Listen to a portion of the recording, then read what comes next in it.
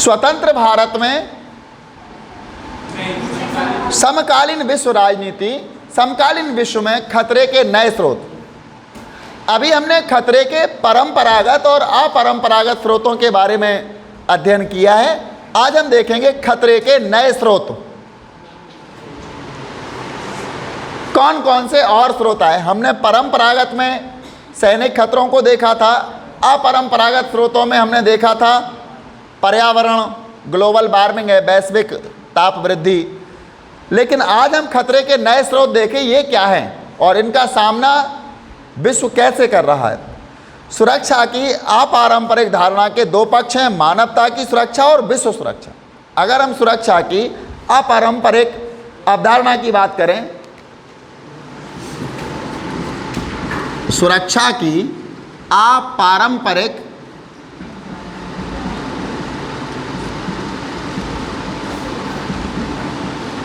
अवधारणा के दो रूप आ जाते हैं इसमें, या दो पक्ष हो जाते हैं। अवधारणा के दो पक्ष, पहला मानव सुरक्षा और दूसरा विश्व सुरक्षा। पहला तो हो गया मानवता की सुरक्षा,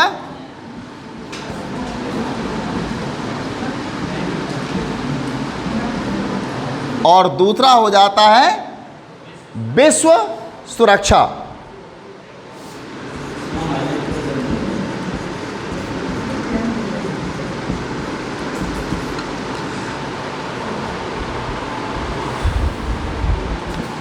दूसरा क्या आ गया? विश्व सुरक्षा। ये दोनों सुरक्षा के संदर्भ में खतरों की बदलती प्रकृति, ये दोनों प्रकार की सुरक्षा, अगर मानवता की सुरक्षा हो तो खतरे की दूसरी प्रवृत्ति है, और विश्व की सुरक्षा हो तो खतरे की भी प्रवृत्ति या प्रकृति बदल चुकी है। देखिए कैसे बदलती, यानी दोनों ही खतरे की बदलती प्रवृत्ति पर जोर देते हैं। हम नीचे के खंड में ऐसे कुछ खतरों की चर्चा करने वाले हैं। आतंकवाद का आशय राजनीतिक खून खराबे से होता है। आतंकवाद क्या करती है? राजनीतिक तौर पर खून खराबे करती है और जानबूझकर बिना किसी मुरब्बत के, यानी बगैर किसी की परवाह किए, बगैर किसी मुरब्बत के नागरिकों को अपना निशाना बनाता है। आतंकवाद राजनीतिक खून खराबे करता है और बगैर लोगों की परवाह किए सामान्य लोगों को निशाना बनाता है। कौन? आतंकवाद। अंतर्राष्ट्रीय आतंकवाद एक से ज़्यादा देशों में व्याप्त है, और जो अंतर्राष्ट्रीय आतंकवाद होता है वो उनका मतलब ये नहीं है किसी एक देश को टारगेट बनाए, एक देश को निशाना बनाए, बल्कि उनका मतलब क्या होता है? ये अंतर्राष्ट्रीय देशों में भय फैलाना चाहते हैं, आतंक फैलाना चाहते हैं। कई देशों के लोग उनको समझें कि ये दुनिया में भय फैलाने वाले केवल यही संगठन है। तो अंतर्राष्ट्रीय आतंकवाद एक से ज़्यादा देशों में व्याप्त है और उसके निशाने पर कई देशों के नागरिक हैं। अंतर्राष्ट्रीय आतंकवाद के निशाने पर कई देशों के नागरिक भी हैं। कोई राजनीतिक संदर्भ या स्थिति नापसंद हो तो आतंकवादी समूह उसे बल प्रयोग अथवा बल प्रयोग की धमकी देकर बदलना चाहते हैं। यानी आतंकवादियों को कोई राजनीतिक स्थिति में ऐसा लगता है कि यह स्थिति ठीक नहीं है, इसको बदला जाए, चाहे लोकतंत्र हो, चुनाव की प्रक्रिया हो, या और भी बड़े बड़े पैमाने पर राजनीतिक जो निर्णय लिए जाते हैं, वो जब आतंकवादी संगठनों को नापसंद होते हैं तो ये धमकी देते हैं और उस निर्णय को बदलने का प्रयास करते हैं। या तो बल प्रयोग कर लेते हैं या फिर बल प्रयोग करने का भय दे करके उसको बदलने का प्रयास करते हैं। जनमानस को आतंकित करने के लिए नागरिकों को निशाना बनाया जाता है और लोगों में भय फैलाने के लिए नागरिकों को निशाना बनाते हैं, जिससे नागरिक भी कहने लगे कि हाँ, इस निर्णय को बदल दो, इससे बड़ा भय व्याप्त है।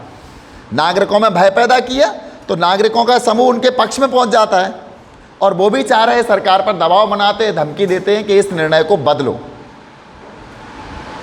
नागरिकों के असंतोष का इस्तेमाल राष्ट्रीय सरकारों अथवा संघर्षों में शामिल अन्य पक्ष के खिलाफ करता है।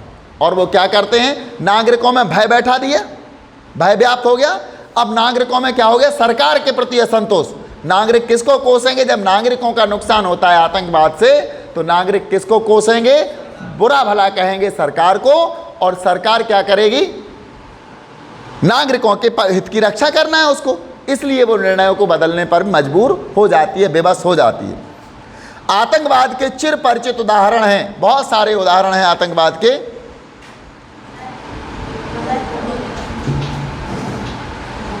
विमान अपहरण अथवा भीड़ भरी जगहों, आतंकवाद के चिर परिचित उदाहरणों में विमान अपहरण और भीड़ भरी जगहों जैसे रेलगाड़ी, होटल, बाजार या ऐसी ही अन्य जगहों पर बम लगाना। क्या करते हैं जी? भीड़ भरी जगहों, रेलगाड़ी, होटल, बाजार या ऐसी ही अन्य जगहों पर बम लगा देते हैं। होटल का तो आपको पता है, बम्बई में ताज होटल पर अजमल कसाब द्वारा हमला किया गया था। होटल, बाजारों या भीड़ वाली जगहों पर कई बार ऐसे बम विस्फोट हो चुके, या ऐसी अन्य जगहों पर बम लगाना। सन 2001 के 11 सितंबर को आतंकवादियों ने 2001 में, जिसको 9/11 की घटना कहा जाता है, 2001 के 11 सितंबर को आतंकवादियों ने अमेरिका के वर्ल्ड ट्रेड सेंटर पर हमला बोला। इस घटना के बाद से दूसरे मुल्क और वहाँ की सरकारें आतंकवाद पर ज़्यादा ध्यान देने लगी। यानी 9/11 सितंबर 2001, 9/11 की घटना इसलिए कहा जाता है क्योंकि अमेरिका में महीना पहले लिखा जाता है, तारीख बाद में।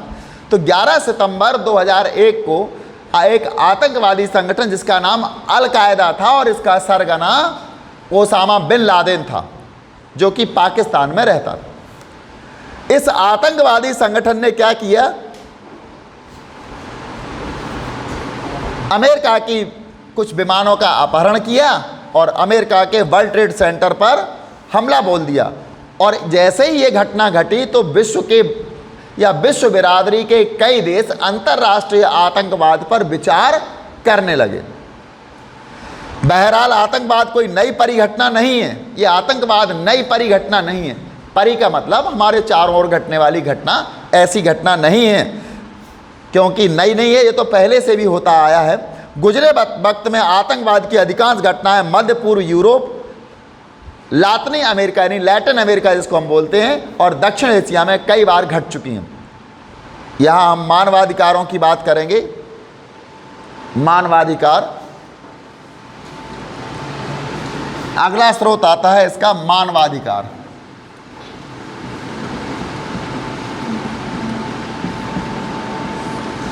ह्यूमन राइट्स,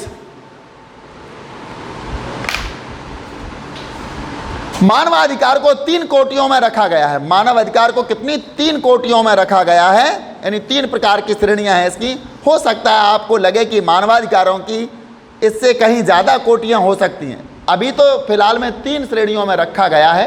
हो सकता है आपको ऐसा भी लगने लगे कि मानवाधिकारों की इससे भी ज़्यादा कोटियां हो सकती हैं, लेकिन इन तीनों कोटियों में मानवाधिकार विषयक चर्चा की शुरुआत की जा सकती है। यानी 3 कोटियों से हम जो 3 श्रेणियां हमको दी जा रही हैं, इनसे हम मानवाधिकारों की 3 श्रेणियों की चर्चा प्रारंभ तो कर सकते हैं। हो सकता है आपको लगे, हमको लगे कि इसकी और ज़्यादा कोटियां हैं, और ज़्यादा श्रेणियां हो सकती हैं, लेकिन अभी फिलहाल में हम 3 श्रेणियों से चर्चा तो प्रारंभ कर सकते हैं। पहली कोटि राजनीतिक अधिकारों की है, जैसे अभिव्यक्ति और सभा करने की आज़ादी। मानवाधिकारों की पहली कोटि आती है अभिव्यक्ति और, देखिए इसको विचार अभिव्यक्ति होती है, वैसे तो विचार अभिव्यक्ति और सभा करने की आज़ादी। अभिव्यक्ति और सभा करने की आज़ादी। हमको किस चीज़ की आज़ादी मिलना चाहिए? पहला मानवाधिकार है हमारा मनुष्यों को, विश्व के मानव मात्र को अपने विचार प्रकट करने की और सभा करने की आज़ादी होना चाहिए। ये पहला मानवाधिकार हो गया। अगर हम दूसरी कोटि की बात करें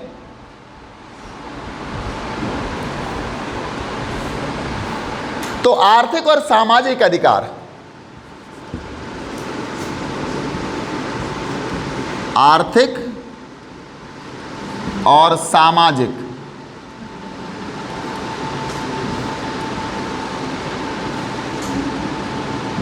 ये दूसरी कोटि है मानवाधिकारों की। अब ये क्या होते हैं आर्थिक अधिकार और सामाजिक अधिकार? आर्थिक अधिकार से है आप अपनी जीविका प्राप्त करने के लिए, भरण पोषण करने के लिए आर्थिक कार्य कर सकते हो। आपको जीविकोपार्जन के लिए पर्याप्त अवसर होने चाहिए, और यदि आप वैध तरीकों से कोई कार्य करके अपनी जीविका का उपार्जन करते हो तो ये आपको आर्थिक अधिकार है। इसमें सरकार किसी प्रकार का हस्तक्षेप ना करे, ये आपको स्वतंत्रता होना ही चाहिए। कैसा? वैध तरीकों से, उचित तरीकों के द्वारा आप अपनी आजीविका उपार्जित कर सकते हो।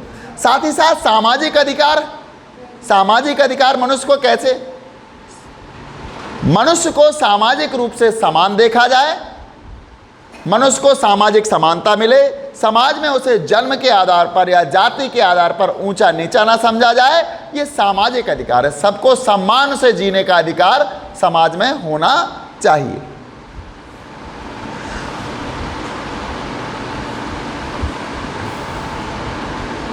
तो ये तो हो गई आर्थिक और सामाजिक। अब बात करते हैं तीसरी कोटि की। तीसरी में आते हैं अल्पसंख्यक।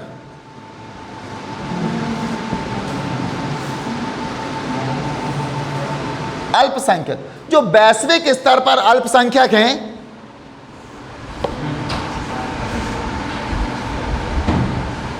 इसमें क्या आते हैं? वैश्विक स्तर के जो अल्पसंख्यक हैं।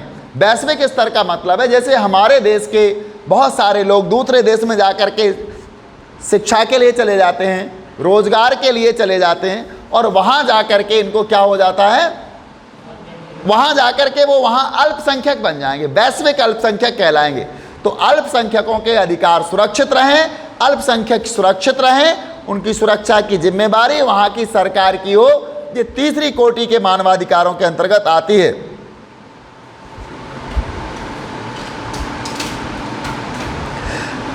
अल्पसंख्यकों के अधिकार, इस वर्गीकरण को लेकर व्यापक सहमति है। यानी हमने 3 प्रकार का वर्गीकरण किया है अल्पसंख्यकों के अधिकार की सुरक्षा। किसकी सुरक्षा हो? अल्पसंख्यकों की सुरक्षा एवं अधिकार।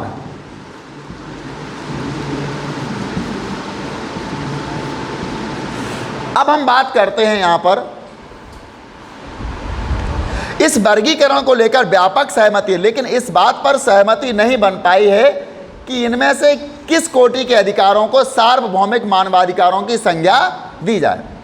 अब ये 3 प्रकार के अधिकार तो हमें मिल गए, लेकिन इसमें ये नहीं कह पाते अभी अपन के सार्वभौमिक मानवाधिकार कौन है। मतलब वो मानवाधिकार कौन है जिनमें सभी की भूमिका हो, सभी उसको स्वीकार करें, यानी सर्व स्वीकार्य अधिकार कौन है। बहुत सी विचारधाराएं होती हैं जिनको कुछ लोग स्वीकार करते हैं, कुछ लोग नहीं भी करते हैं, लेकिन इनमें से कोई ऐसा तथ्य होता है, कोई ऐसी भी बात होती है जो सर्व स्वीकार्य होती है, यूनिवर्सल, वैश्विक रूप से, सार्वभौमिक रूप से इसको स्वीकार किया जाता है। जैसे श्री कृष्ण के गीता के उपदेश, ये दुनिया का कोई भी धर्म, कोई भी संप्रदाय उनके उपदेशों को नकार नहीं सकता। इस प्रकार लिखे गए हैं वो कि वो जो भी है वो सार्वभौमिक सत्य है। इसी प्रकार यहाँ ऐसा कौन सा अधिकार है, इस बात पर हम नहीं पहुंच पाए अभी, जो सर्व स्वीकार्य हो, सार्वभौमिक हो। इन अधिकारों के उल्लंघन की स्थिति में अंतर्राष्ट्रीय बिरादरी को क्या करना चाहिए? अगर ये 3 प्रकार के अधिकार हैं, इनका उल्लंघन, मान लेते हैं आर्थिक अभिव्यक्ति और सभा करने की आज़ादी किसी देश में नहीं है नागरिकों को, तो अंतर्राष्ट्रीय बिरादरी उस पर क्या कार्रवाई करेगी? या फिर आर्थिक और सामाजिक अधिकार नहीं है कहीं, तो अंतर्राष्ट्रीय बिरादरी क्या उस पर कार्रवाई करेगी? या फिर नीचे वाला अल्पसंख्यकों की सुरक्षा किसी देश में नहीं हो पाती है, तो अंतर्राष्ट्रीय बिरादरी उस देश के खिलाफ क्या क्या करेगी, ये भी अभी निश्चित नहीं है, सजा निश्चित नहीं है। 1990 के दशक के से कुछ घटनाओं, मसलन रवांडा में जनसंहार, रवांडा एक देश है, वहाँ पर जनसंहार हुआ था, बहुत सारे लोग मारे गए थे। कुवैत पर इराक का हमला, कुवैत पर जब इराक ने हमला किया था तो वहाँ भी जनसामान्य लोग मारे गए थे। और तिमूर में इंडोनेशियाई सेना के रक्तपात के कारण बहस चल पड़ी है कि संयुक्त राष्ट्र संघ को मानवाधिकारों के हनन की स्थिति में हस्तक्षेप करना चाहिए या नहीं। मतलब ये बहस चली है कि संयुक्त राष्ट्र संघ जब है तो रवांडा है, कुवैत है, या फिर इंडोनेशियाई सेना का 3 जो घटनाएं इसमें दिखाई जा रही हैं, 3 घटना में से कोई भी घटना हो, एक बहस चल पड़ी है कि संयुक्त राष्ट्र संघ को जब मानवाधिकारों का हनन होता है तो उस समय हस्तक्षेप करना चाहिए। आपका युद्ध चल रहा है, कोई मतलब नहीं संयुक्त राष्ट्र संघ को। वैसे तो युद्ध शांति रोकने के लिए ही संयुक्त राष्ट्र संघ बनाया गया है, लेकिन फिर भी वो बीच में हस्तक्षेप नहीं करता है। लेकिन जब जनसंहार मारे जाएं, मानव मात्र पर जब हानि होने लगती है, तो संयुक्त राष्ट्र संघ को उसमें हस्तक्षेप करना चाहिए, जिससे निर्दोष लोगों को बचाया जाए, मानवों के अधिकारों की रक्षा की जा सके। कुछ का तर्क है कि संयुक्त राष्ट्र संघ का घोषणा पत्र अंतर्राष्ट्रीय बिरादरी को अधिकार देता है कि वह मानवाधिकारों की रक्षा के लिए हथियार उठाए। कुछ लोग तो ये कहते हैं कि संयुक्त राष्ट्र संघ को यह अधिकार दिया गया है कि वो मानवों की रक्षा के लिए हथियार उठा ले या अपने बल प्रयोग कर ले, सेना का प्रयोग करे। दूसरी तरफ कुछ ऐसे भी हैं जिनका तर्क है कि संभव ताकतवर देशों के हितों से यह निर्धारित होता हो कि संयुक्त राष्ट्र संघ मानवाधिकार उल्लंघन के किस मामले में कार्रवाई करेगा और किस में नहीं। कुछ लोग ये कहते हैं कि संयुक्त राष्ट्र संघ कौन से मानवाधिकार उल्लंघन वाले मामले में कार्रवाई करेगा, कौन से में नहीं, ये तय करते हैं ताकतवर देश। चूंकि जिनमें ताकत कम है उन पर तो संयुक्त राष्ट्र संघ अपना डंडा चला सकता है, लेकिन जो शक्तिशाली राष्ट्र हैं, जो जिनके आश्रय पर संयुक्त राष्ट्र संघ खुद पल रहा है, क्या संयुक्त राष्ट्र संघ उनके खिलाफ भी कार्रवाई कर पाएगा? तो ये तय तो वही लोग करते हैं, शक्तिशाली देश। कुछ लोगों का ऐसा भी कहना है। खतरे का एक स्रोत वैश्विक निर्धनता है। एक और स्रोत है खतरे का वैश्विक निर्धनता। दुनिया में बढ़ती हुई, विश्व में बढ़ती हुई गरीबी, ये भी खतरे का बहुत बड़ा स्रोत है। खतरे से मानव मात्र को, इस स्रोत से क्या होता है, मनुष्य को प्राप्त नहीं हो पाता। जैसे वो बीमार है, उसके पास धन नहीं है, तो वो मृत्यु को स्वीकार कर लेता है। वो कहता है क्या करें, इतना पैसा तो हमारे पास नहीं। अभी किसी व्यक्ति से कह दिया जाए कि उसकी किडनी फेल है और किडनी 30 लाख रुपए में खरीदी जा सकती है अगर आपको अपनी जान बचानी है, तो जान बचाने का अधिकार तो है, मानवाधिकार भी है, लेकिन उसके पास इतनी धन नहीं है कि वो उसको खरीद सके। तो वो क्या करेगा, मृत्यु को स्वीकार कर लेगा। वो कहेगा भैया इतना पैसा हमारे पास नहीं है, इससे अच्छा तो ठीक है, अब जो ऊपर वाले के हाथ में होगा वही हो। मरना तो एक ना एक दिन है ही, हमारे पास पैसे ही नहीं, हम क्या करें। तो ये क्या है, सबसे तीसरा जो हमारा देखते हैं हम खतरा जो है वो कौन सा था, वैश्विक निर्धनता। विश्व की जनसंख्या फिलहाल 760 करोड़ है इस समय। दुनिया में कितनी जनसंख्या है, 760 करोड़। अब तो ज़्यादा हो गई होगी। और यह आंकड़ा 21वीं सदी के मध्य तक 1000 करोड़ हो जाएगा। कब हो जाएगा जी, 21वीं सदी के मध्य तक, यानी कि अभी 2022-23 चल रही है, 2050 तक जाकर के पूरी दुनिया में, पूरे विश्व में 1000 करोड़ लोग हो जाएंगे 21वीं सदी के मध्य तक। फिलहाल विश्व की कुल जनसंख्या वृद्धि का 50% सिर्फ 6 देशों में। दुनिया में जो जनसंख्या बढ़ती है, विश्व के देशों में लगभग 193 देश तो इसी के सदस्य हैं, संयुक्त राष्ट्र संघ के। कितने, 2 देशों को छोड़ करके 195 देशों की 50% जनसंख्या तो केवल 6 देशों में बढ़ रही है। 6 देशों ने जनसंख्या बढ़ाने का जिम्मा ले रखा है। इनमें भारत, चीन, पाकिस्तान, नाइजीरिया, बांग्लादेश और इंडोनेशिया। विश्व में 50% जनसंख्या केवल इन्हीं देशों में बढ़ती है। और इन देशों के नाम हम आपको नोट करा देते हैं। विश्व की 50%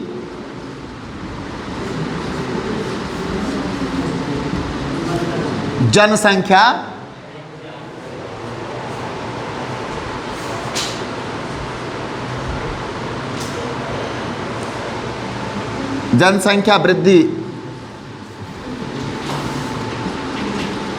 केवल 6 देशों में हो रही है। इनमें नंबर 1 पर आता है भारत, नंबर 2 पर है चीन, नंबर 3 पर पड़ोसी अपना पाकिस्तान, इसके बाद नाइजीरिया होगा,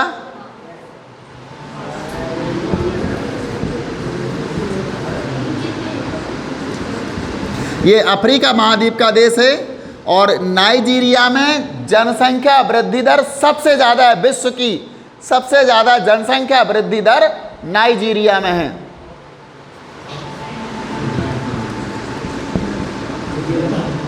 बांग्लादेश और इंडोनेशिया।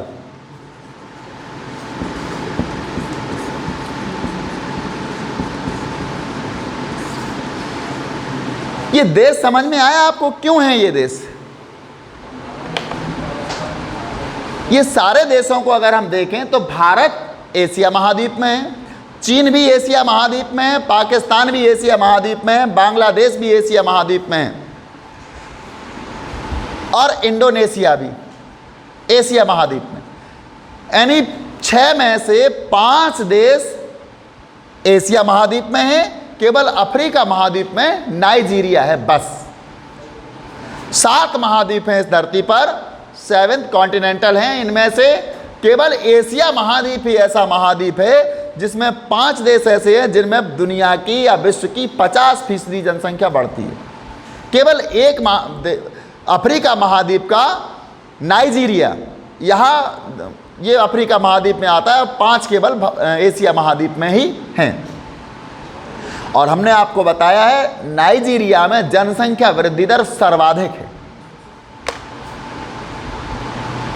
अनुमान है कि अगले 50 सालों में दुनिया के सबसे गरीब देशों में जनसंख्या 3 गुनी बढ़ेगी। जो दुनिया के जितने ज़्यादा गरीब देश उतनी ज़्यादा जनसंख्या वृद्धि, जितने ज़्यादा गरीब देश उतनी ज़्यादा जनसंख्या वृद्धि। और दुनिया अगले आने वाले 50 वर्षों में दुनिया के सबसे गरीब देश में जनसंख्या 3 गुनी बढ़ेगी, जितनी आज है उससे 3 गुनी हो जाएगी। जबकि इसी अवधि में अनेक धनी देशों की जनसंख्या घटेगी और जो धनी देश होते जाएंगे, जो देश संपन्न होते जाएंगे, धनी होते जाएंगे, उनकी जनसंख्या घटती जाएगी। प्रति व्यक्ति उच्च आय और जनसंख्या की कम वृद्धि के कारण धनी देश, यानी यहाँ जब प्रति व्यक्ति आमदनी उच्च हो जाएगी और जनसंख्या भी कम बढ़ेगी, तब क्या होगा? धनी देश अथवा सामाजिक समूहों को और धनी बनाने में मदद मिलती है। इस प्रकार जब लोगों की आय ज़्यादा होगी और जनसंख्या वृद्धि कम होती जाएगी तो वहाँ उस देश में क्या होता है, जो वहाँ का सामाजिक समूह है वो और अधिक धनी बन जाता है, उसके पास और अधिक धन प्राप्त हो जाता है। जबकि प्रति व्यक्ति निम्न आय और जनसंख्या की तीव्र वृद्धि एक साथ मिलकर गरीब देशों को और सामाजिक समूहों को और गरीब बनाते हैं। यानी जहाँ प्रति व्यक्ति आय कम है और जनसंख्या ज़्यादा बढ़ रही है, आमदनी कम जनसंख्या ज़्यादा बढ़ रही, तो ऐसे देश में जो सामाजिक समूह हैं वो और अधिक निर्धन होते जाते हैं और अधिक गरीब होते जाते हैं। तो गरीबी का क्या हो गया? आमदनी कम जहाँ होती है, जहाँ गरीबी होती है, वहीं जनसंख्या अधिक होती है, और जहाँ आमदनी अधिक होती है, प्रति व्यक्ति आय अधिक होती है, वहाँ जनसंख्या वृद्धि भी कम होती है। तो समाज वहाँ का धनी हो जाता है, यहाँ का निर्धन। विश्व स्तर पर यह असमानता उत्तरी गोलार्ध के देशों को दक्षिणी गोलार्ध के देशों से अलग करती है। यही असमानता है उत्तरी गोलार्ध और दक्षिणी गोलार्ध के देशों को ये अलग कर देती है। दक्षिणी गोलार्ध के देशों में असमानता अच्छी खासी बढ़ी है। यहाँ कुछ देशों ने आबादी की रफ्तार को काबू में किया है। दक्षिणी गोलार्ध के कुछ देशों ने में असमानता बढ़ गई, वहाँ आबादी को काबू में कर लिया है, यानी वहाँ जनसंख्या वृद्धि की रफ्तार कम की है और आय को बढ़ाने में सफल है। उन्होंने आमदनी भी बढ़ा ली, जबकि बाकी देश ऐसा नहीं कर पाए हैं। उदाहरण के लिए दुनिया में सबसे ज़्यादा सशस्त्र संघर्ष अफ्रीका के सहारा मरुस्थल के दक्षिणी देशों में होते हैं। यानी सशस्त्र जो संघर्ष होते हैं, सेना जहाँ लड़ती है, अफ्रीका महाद्वीप का सहारा मरुस्थल है और सहारा मरुस्थल का जो दक्षिणी देश है वहाँ पर सबसे ज़्यादा सशस्त्र संघर्ष होते रहे हैं। यह इलाका विश्व का दुनिया का सबसे गरीब इलाका है। 21वीं सदी के शुरुआती समय में इस इलाके के युद्ध में शेष दुनिया की तुलना में कहीं ज़्यादा लोग मारे गए। 21वीं सदी के अंत में यहाँ पर सबसे ज़्यादा लोग मारे गए। दक्षिणी गोलार्ध के देशों में मौजूद गरीबी के कारण अधिकाधिक लोग बेहतर जीवन, खासकर आर्थिक अवसरों की तलाश में, यानी दक्षिणी गोलार्ध में गरीबी अधिक है, तो वो अच्छे जीवन की तलाश में क्या करते हैं, इधर उधर भटकते हैं। कहाँ जाते हैं वो? उत्तरी गोलार्ध के प्रदेशों में प्रवास कर रहे हैं। दक्षिणी गोलार्ध के लोग गरीब हैं, तो अच्छा जीवन पाने के लिए उत्तरी गोलार्ध में वो जा रहे हैं, वहाँ के देशों में जा रहे हैं। इससे अंतर्राष्ट्रीय स्तर पर राजनीतिक मतभेद उठ खड़ा हुआ है। अब राजनीतिक मतभेद भी उठ रहा है कि दक्षिणी गोलार्ध के लोग कहाँ जा रहे हैं, उत्तरी गोलार्ध में जा रहे हैं रोजगार पाने के लिए, अच्छा जीवन पाने के लिए। अंतर्राष्ट्रीय कायदे कानून अप्रवासी जो अपनी मर्जी से स्वदेश छोड़ते हैं और शरणार्थी जो युद्ध, प्राकृतिक आपदा अथवा राजनीतिक उत्पीड़न के कारण स्वदेश छोड़ने पर मजबूर। देखो, दो प्रकार के लोग होते हैं जो दूसरे देशों में जाते हैं। एक तो अप्रवासी होते हैं, दूसरे शरणार्थी होते हैं। जैसे एक देश से दूसरे देश में जो लोग जाते हैं उनको या तो अप्रवासी कहेंगे, दूसरे हैं शरणार्थी। अप्रवासी वो होते हैं जो अपनी इच्छा से अपने इस रहने के स्थान को, मूल स्थान को छोड़ करके दूसरे स्थान में जाकर के बस जाते हैं, उन्हें अप्रवासी कहा जाता है। अप्रवासी कौन होते हैं? जो अपनी इच्छा से जाते हैं रोजगार की तलाश में, अच्छे जीवन की तलाश में, उनको अप्रवासी कहा जाता है। जो अपनी स्वेच्छा से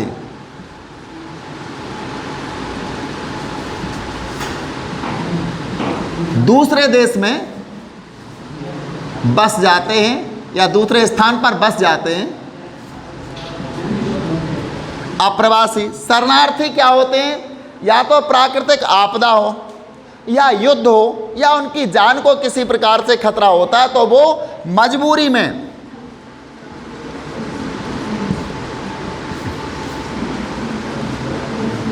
आक्रमण का भय या प्राकृतिक विपदा,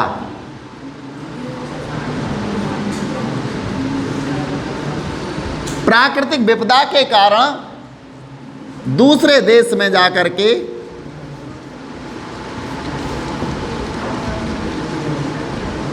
बस जाते हैं।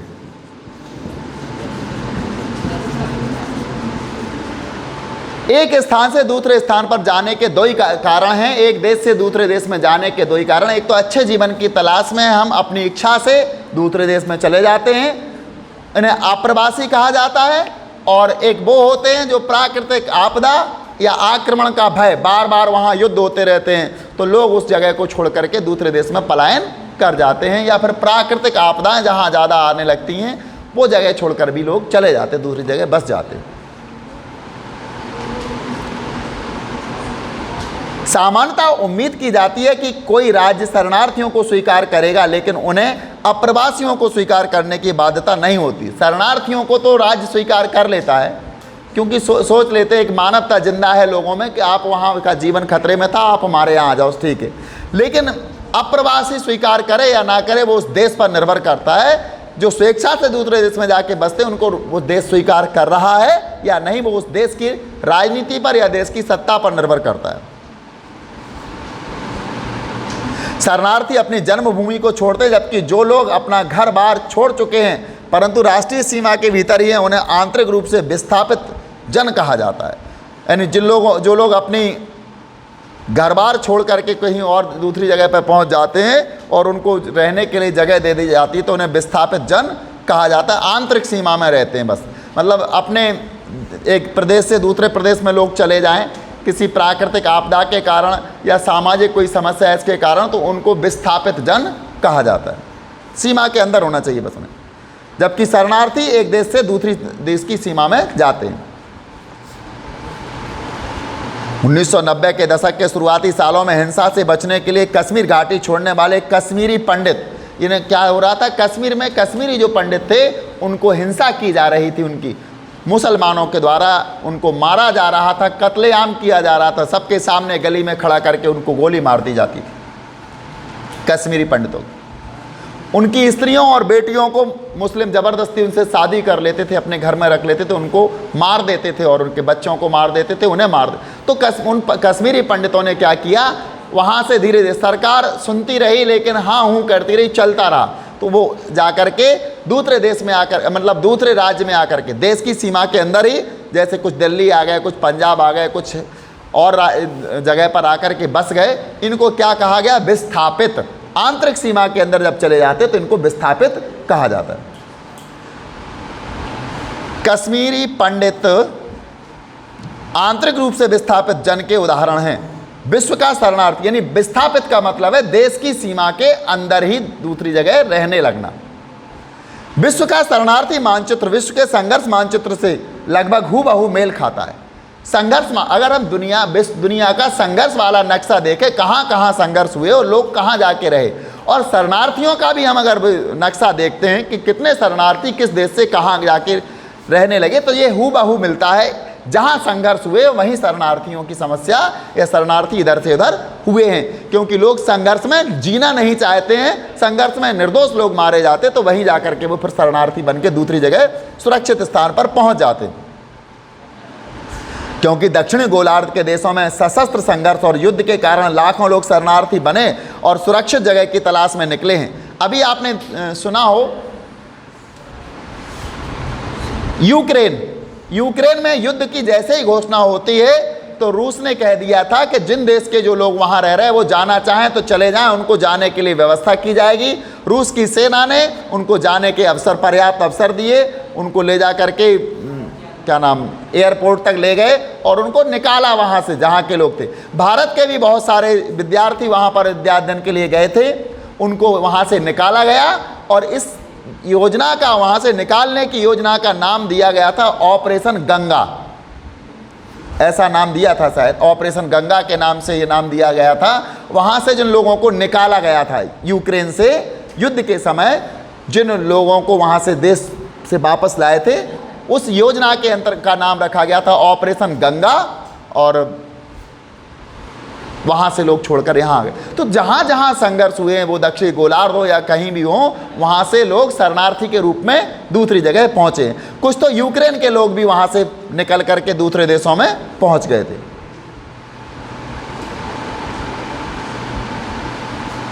उन्नीस सौ 90 से 95 के बीच 70 देशों के मध्य कुल 93 युद्ध हुए। 1990 से 95 के वे 5 साल में, 6 वर्ष में 70 देशों में कितने, कुल 93 युद्ध हुए। कितने जबरदस्त युद्ध हुए 1990 से 95 के। लगभग 55 लाख लोग मारे गए। इसके परिणाम स्वरूप व्यक्ति, परिवार और कभी कभी पूरे समुदाय को सर्वव्याप्त भय अथवा आजीविका पहचान और जीवन यापन के परिवेश के नाश के कारण जन्मभूमि छोड़ने पर मजबूर होना पड़ा। युद्ध और शरणार्थियों के प्रवास के आपसी रिश्तों पर नजर डालने से पता चलता है कि सन 1990 के दशक में कुल 60 जगहों से शरणार्थी प्रवास करने को मजबूर हुए। यानी 1990 में 60 ऐसी जगह हैं वैश्विक नक्शे में, वैश्विक मानचित्र में, जहां से शरणार्थी का पता चलता है कि शरणार्थी यहां से यहां हुए। 60 जगह ऐसी हैं। इसमें 3 को छोड़कर से सभी के मूल में सशस्त्र संघर्ष है। 60 शरणार्थियों के पॉइंट मिले हैं। 60 जगह शरणार्थी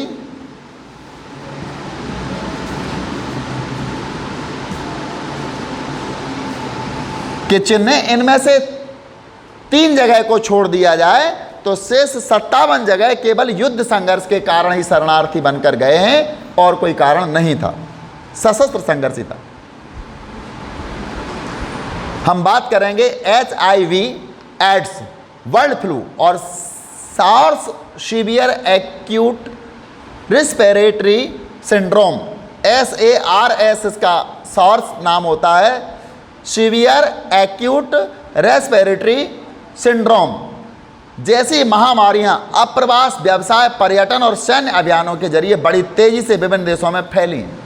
यानी एड्स और सार्स, ये दोनों ही महामारियां ऐसी रही हैं जो अप्रवास और व्यवसाय, पर्यटन और सैन्य अभियानों के जरिए बड़ी तेजी से विभिन्न देशों में फैली हैं। इनका मुख्य कारण था, एड्स ले लो आप,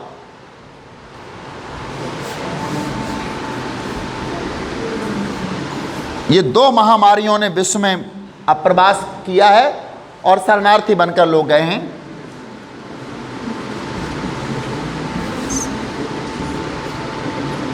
एड्स है और सार्स,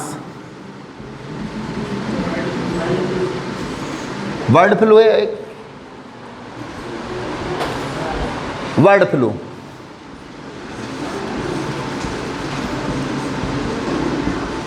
ये 3 महामारियां हैं, इनके कारण लोग, इनके कारण क्या रहे हैं, पहले इन 3 महामारियों के कारण समझो। सबसे पहले आप्रवास, मुख्य कारण तीनों का है आप्रवास।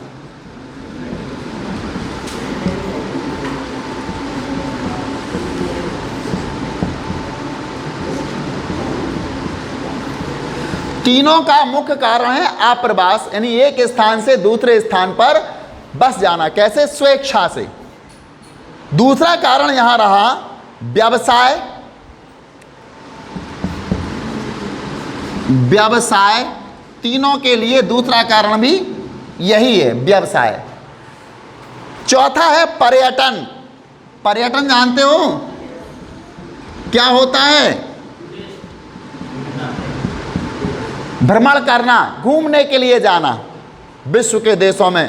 कोई थाईलैंड जा रहा है, कोई स्वीडन जा रहा है, कोई स्विट्जरलैंड जा रहा है, कोई कनाडा जा रहा है, कुछ लोग इंडिया आ रहे हैं। विभिन्न प्रकार के पर्यटन स्थल।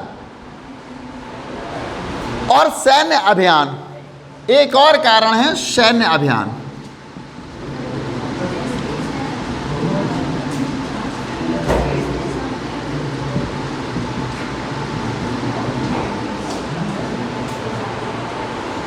इन्हीं कारणों से ये 3 बीमारियां बहुत तेजी से फैली हैं। इन बीमारियों के फैलाव को रोकने में किसी एक देश की सफलता अथवा असफलता का प्रभाव दूसरे देश में होने वाले संक्रमण पर पड़ता है। ये तीनों बीमारियों में कितने लोगों का पर्यटन एक देश से दूसरे देश में शरणार्थी के रूप में जाना हुआ है। इसमें सबसे पहला जो आता है एड्स, सॉर्स और बर्ड फ्लू। ये तीनों मनुष्य से मनुष्य तक फैलने वाली बीमारियां हैं। बर्ड फ्लू अगर सॉर्स है, अगर एक व्यक्ति को हो जाती है वो दूसरे व्यक्ति में पहुंच जाती है। बर्ड फ्लू भी एक व्यक्ति से दूसरे में, और एड्स भी एक से दूसरे में फैलती है। अभी हाल ही में कोविड-19 कोरोना महामारी भी एक से दूसरे देश में पहुंची थी। आपको पता है सबसे पहले भारत के किस राज्य में कोविड मरीज आया था विदेश से? पता है आपको?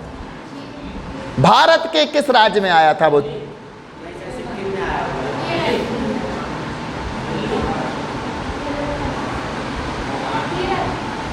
केरल में सबसे पहले केरल में व्यक्ति आया था। इसके बाद कर्नाटक और मध्य प्रदेश में सबसे पहले आया था जबलपुर में। जब वो व्यक्ति आया और वहां से कोरोना लेकर के आया था, वो गया काहे के लिए होगा? इनमें से किसी एक, या तो अप्रवास पर स्वेच्छा से गया होगा विदेश और कोरोना लेकर आया, या व्यवसाय के सिलसिले में गया होगा, या पर्यटन घूमने गया होगा, या फिर सैन्य अभियान में। तो सैन्य अभियान वो सैनिक तो था नहीं, लेकिन ये 3 जो कारण हैं ये हो सकते हैं। इस कारण बीमारी फैलती है। तो ये सभी बीमारियां मनुष्य से मनुष्य के संपर्क में फैलती हैं। और इसमें से जो एड्स है ये तो यौन संबंध की बीमारी है, यौन संपर्क। व्यक्ति जब यौन संपर्क करता है किसी से, असुरक्षित यौन संपर्क करता है, तो ये एड्स की बीमारी होती है। अब विदेश व्यक्ति जा रहा है, अप्रवास पर जा रहा है विदेश, व्यवसाय के लिए, बिजनेस के लिए वो गया, बिजनेस के लिए गया, वहाँ रह रहा है। ज़्यादातर पैसे के सिलसिले में, बिजनेस के सिलसिले में जाते हैं। लोगों को समय होता है, स्त्री पुरुष कोई भी हो सकता है इसमें। इन लोगों को समय, चूंकि हम ये नहीं कह सकते कि केवल पुरुष ही खराब होते, मतलब पुरुष ही ऐसा करते होंगे, स्त्रियां भी बिल्कुल हो सकती हैं। इसमें मानव मात्र की हम बात करेंगे। तो वहाँ जाते हैं, तो वहाँ जाकर के इन लोगों की यौन इच्छाएं भी होती हैं, और वहाँ जाकर के पैसे से हायर करके जो सेक्स वर्कर होते हैं उन लोगों को इनवाइट करके ये उनके साथ संपर्क स्थापित करते हैं, और ये असुरक्षित करते हैं। असुरक्षित का मतलब होता है किसी प्रकार का प्रोटेक्शन ये नहीं लेते हैं, और इस प्रकार से जाकर के संक्रमण इनको हो जाता है। अब वहाँ का देखिए आप, जैसे कि एक सेक्स वर्कर है, वो तो कई लोगों के साथ संबंध कर रहा है। यौन संबंध उसका कई लोगों के साथ है, तो कहीं ना कहीं से उसके अंदर ये बीमारी आना स्वाभाविक है, उसके अंदर तो बीमारी है। अब आप उससे असुरक्षित यौन संपर्क करोगे तो निश्चित है कि आपको भी वो बीमारी आनी है और आप सीधे भारत आए और भारत में आकर के, चूंकि ऐसे लोगों की स्थिति ये होती, हर व्यक्ति आजकल राम तो नहीं है कि एक पत्नी व्रत ले रखा हो, उसने आकर के अपने पत्नी के संपर्क में आएगा और वो बीमारी पत्नी तक पहुंच जाती है। पत्नी के गर्भ हुआ, गर्भ से उसके बच्चे तक पहुंच गई बीमारी, बच्चे तक भी तो पहुंचेगी। बच्चे को कभी इंजेक्शन लगा, डॉक्टर ने वो इंजेक्शन किसी दूसरे को लगा दिया, वहां तक पहुंच गई बीमारी। तो इस प्रकार से ये बीमारी फैली और इन बीमारियों से क्या हुआ, एक समय ऐसा आया था, सबसे ज़्यादा ये बीमारी नाइजीरिया में फैली थी और नाइजीरिया में फैलने के परिणाम स्वरूप वहाँ के लोगों को शरणार्थी बनना पड़ा था। लेकिन विश्व के बहुत सारे देशों ने प्रतिबंध लगा दिया था कि नाइजीरिया के लोगों को हम अपने देश में प्रवेश नहीं देंगे। क्यों?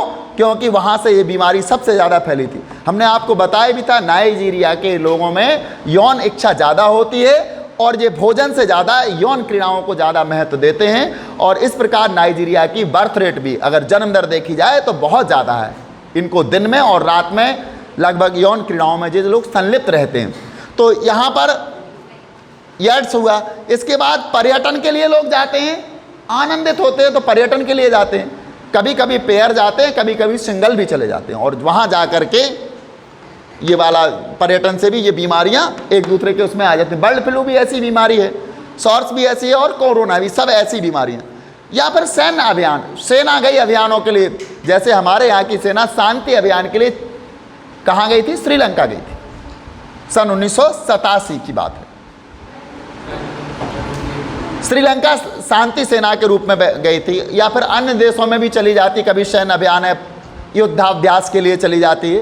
तो वहाँ जाकर के सेना को 6-6 महीने 2-2 साल रहना पड़ता है और वो अपने, जहाँ तक है सेना में पुरुषों की संख्या ज़्यादा होती है और वो अपनी पत्नियों से दूर रहते हैं। तो जब उनकी कामेक्षा जागृत होती है उनके अंदर, तो कहीं ना कहीं से इसका अरेंजमेंट करके वो वहाँ बीमारी के शिकार हो जाते हैं। तो ये भी क्या है, सैन्य अभियान से भी बीमारियाँ ये हो जाती हैं और लोगों को शरणार्थी बनना पड़ता है।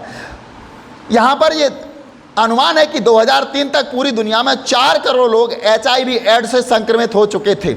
2003 तक इस बीमारी से 2003 तक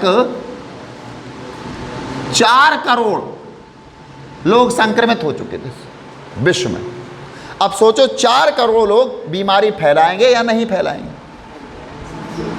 जब ये बीमारी चरम पर थी तो पुलिस के द्वारा, समाज सेवियों के द्वारा इतना ज़्यादा वो किया गया था इस बीमारी पर फोकस कि बहुत सारे समाज सेवी जो समाज की सेवा करना चाहते हैं समाज हमारी इस बीमारी से दूर रहे। तो जहाँ जहाँ वैसे एरिया थे जिनको हमारे देश में जहाँ पर सेक्स वर्कर ज़्यादा रहते, तो उन एरिया में रात के समय खड़े हो जाते थे और खड़े होकर के उनको प्रोटेक्शन देते थे। हम आपको पहचानते नहीं ना, हम आपको उजागर करेंगे किसी के सामने, आप तो ये ले लो, बस अपनी रक्षा करो, अपनी जान की रक्षा करो, अपने परिवार की रक्षा करो, क्योंकि तुम तो अभी जा रहे हो, आवेश में आकर के तुम वहाँ जाने वाले हो और वहाँ से तुम एक मृत्यु साथ में लेके आ रहे हो और वो मृत्यु के कुछ दिन बाद आपके परिवार में प्रवेश कर जाएगी, आपके परिवार का विनाश हो जाएगा। तो यहाँ पर बहुत ज़्यादा इस पर, तो कुल मिलाकर के 2003 तक पूरी दुनिया में इसके मरीजों की संख्या 4 करोड़ हो गई थी। इसमें 2/3 लोग अफ्रीका में रहते हैं। सबसे ज़्यादा लोग कहाँ रहते हैं? अफ्रीका। अफ्रीका में हमने वही बताया, अफ्रीका का ये नाइजीरिया, 2/3 लोग नाइजीरिया अफ्रीका में रहते हैं, पूरे अफ्रीका महाद्वीप में फैले हैं। 2/3 मतलब 66% लोग इस बीमारी के नाइजीरिया में रहते हैं। अगर 4 करोड़ है तो मान सकते हैं हम कम से कम 3 करोड़ लोग केवल नाइजीरिया में ही रहते हैं। इसका कारण आप समझ सकते हो, जबकि शेष देश के 50% दक्षिण एशिया में और इसके 50% कहाँ रहते हैं? दक्षिण एशिया में, जिसमें हमारा देश भी आता है, चीन भी आता है, पाकिस्तान भी आता है, इंडोनेशिया भी आता है, दक्षिण एशिया के जो देश हैं। चूंकि दक्षिण एशिया का मतलब क्या है, अब आपकी समझ में ये भी आ रहा होगा। हमने अफ्रीका महाद्वीप को लिया जहाँ सबसे ज़्यादा है, 2/3 लोग वहाँ एड्स से पीड़ित हैं, और एशिया महाद्वीप के लोग भी इस प्रकार की रुचि रखते हैं, तभी तो यहाँ जनसंख्या ज़्यादा है। नाइजीरिया में जनसंख्या वृद्धि ज़्यादा है क्योंकि वहाँ के लोग यौन इच्छाओं में ज़्यादा या यौन क्रियाओं में ज़्यादा संलिप्त रहते हैं। चूँकि हमारे देश भी जीते जागते नमूने हैं, यहाँ भी जनसंख्या बहुत ज़्यादा बढ़ रही है, तो जनसंख्या बगैर यौन क्रियाओं के तो नहीं बढ़ सकती है। तो इस प्रकार से यहाँ पर भी इस बीमारी ने पैर पसारे थे 50% दक्षिण एशिया में।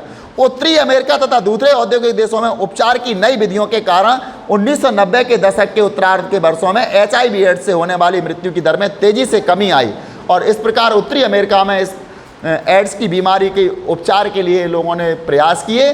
पहले इसका कोई उपचार नहीं था, फिर धीरे धीरे इस पर प्रयास किए तो जाकर के इसकी लोगों की संख्या में, मरीजों की संख्या में बहुत कमी आई। पहले तो लोग इसको ये छूत की बीमारी मानने लगे थे, किसी को अगर एड्स हो गया तो उसको दूर रहते थे, दूर से खाना देना, ये सब कुछ होता था। लेकिन एड्स ऐसे नहीं फैलता है। फिर टीवी पर विज्ञापन दिए गए, टीवी के माध्यम से बताया गया कि एड्स छूने से, बात करने से, हाथ मिलाने से नहीं होता है, एड्स इस प्रकार से नहीं होता है। इस प्रकार इस स्किन पर चुंबन लेने से भी एड्स नहीं फैलता है।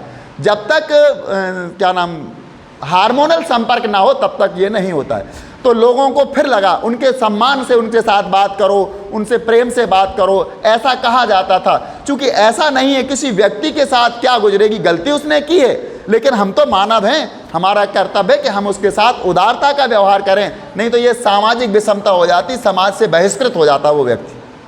परिवार के लोग उसको खाना नहीं देते, परिवार के लोग तो उसको भोजन भी नहीं देते, चूंकि मरने वाला होता था। ये माना जाता था एड्स माने डेथ वारंट, मृत्यु का संदेश आ गया है। तो इस प्रकार से उनके बारे में फिर कहा गया उन्हें सहानुभूति की आवश्यकता है, उन्हें प्रेम की आवश्यकता है और इस प्रकार से उसको हल किया गया। अब इसके मरीजों में की संख्या कमी है, लेकिन अफ्रीका जैसे गरीब इलाके के लिए ये उपचार कीमत को देखते हुए आकाश कुसुम कहे जाएंगे। आकाश कुसुम का मतलब आसमानी पुष्प, कुसुम कहते फूल को, आकाश में खिले हुए फूल की तरह हैं अफ्रीका महाद्वीप में, क्योंकि अफ्रीका गरीब देश है और गरीब देश होने के कारण ये बीमारी का इलाज बड़ा महंगा था, तो उनके लिए आकाशी पुष्प दिखाई, आकाश कुसुम कहा गया है, क्योंकि आसमान में फूल तो दिख सकता है लेकिन प्राप्त नहीं कर सकते। अफ्रीका के लोग भी एड्स का इलाज तो उन्हें पता चल गया लेकिन उसको ले नहीं सकते।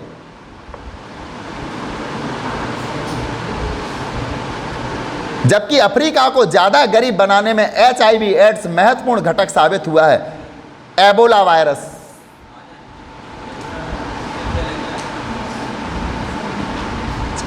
एबोला वायरस एक ये वायरस और है एबोला, ये खाद्य पदार्थों से आता है। एबोला वायरस ये हो जाता है तो शरीर में बहुत सारे फोड़े, बहुत सारी जगह से रक्त स्रावित या घाव हो जाने लगे।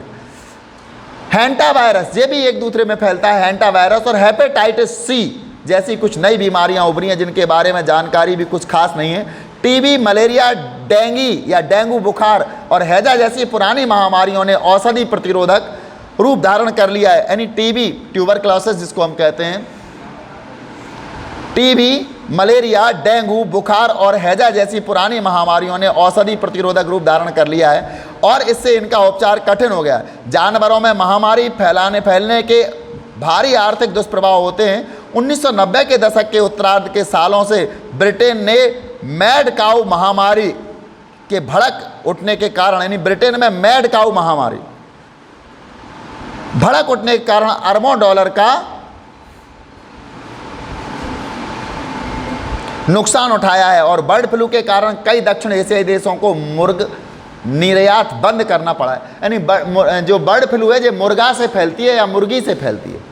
आप लोग बहुत सारे मुर्गा मुर्गी खाते होंगे, क्योंकि इतने सारे मुर्गा मुर्गी पैदा होते हैं तो वो जाते कहाँ होंगे, खाते तो आप ही लोग होंगे। तो जो बर्ड फ्लू है वो मुर्गा मुर्गी से ही होती है। तो कई लोगों ने, लाखों मुर्गा मुर्गियों को सरकार ने ऐसे आदेश जारी किए थे जहाँ मुर्गा मुर्गियों ने मार दिया जाए, उन्हें नष्ट कर दिया जाए, क्योंकि उनसे बर्ड फ्लू फैलता है। अगर वो नहीं मारे जाते तो उनको भी आप ही लोग खाते। ऐसी महामारियां बताती हैं कि देशों के बीच पारस्परिक निर्भरता बढ़ रही है और राष्ट्रीय सीमाएं अब पहले की तुलना में कम सार्थक रह गई हैं। इन महामारियों का संकेत है कि अंतर्राष्ट्रीय सहयोग को बढ़ाने की जरूरत है। सुरक्षा की धारणा में विस्तार करने का यह मतलब नहीं है कि हम हर तरह के कष्ट या बीमारी को सुरक्षा विषयक चर्चा के दायरे में शामिल कर सकें। मतलब ये बीमारियां ये सुरक्षा के दायरे में शामिल तो होती हैं, नए स्रोत के रूप में सुरक्षा के में शामिल है। लेकिन हर बीमारी को हम सुरक्षा के अंतर नहीं ला सकते। जैसे जुकाम है, खांसी है, छोटी मोटी बीमारियों को हम ये सुरक्षा के दायरे में नहीं ला सकते। ये बीमारियां तो आपकी कमी से होती हैं, चूंकि आप सावधानी नहीं रखते हैं, इसलिए बीमारियां हो जाती हैं।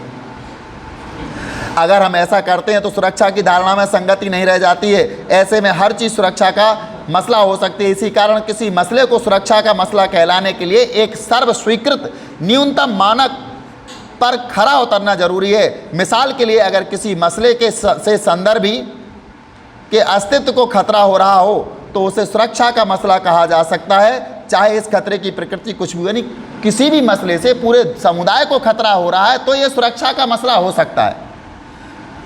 थोड़े से लोगों को यदि किसी बीमारी से या किसी मसले से खतरा है तो ये सुरक्षा का मसला नहीं है। लेकिन एक संदर्भी मतलब एक राज्य या एक पूरे जन समूह को खतरा हो रहा है तो सुरक्षा का मसला है। जैसे अभी हमने ये बीमारियां देखी, तो इन बीमारियों से पूरे राज्य को, पूरे राष्ट्र को, पूरे समुदाय को, पूरे जनमानस को खतरा हो रहा है तो ये सुरक्षा का मसला हो सकती है। उदाहरण के लिए मालदीव को ले लेते हैं। मालदीव तो आपने नाम सुना होगा, छोटा सा देश है।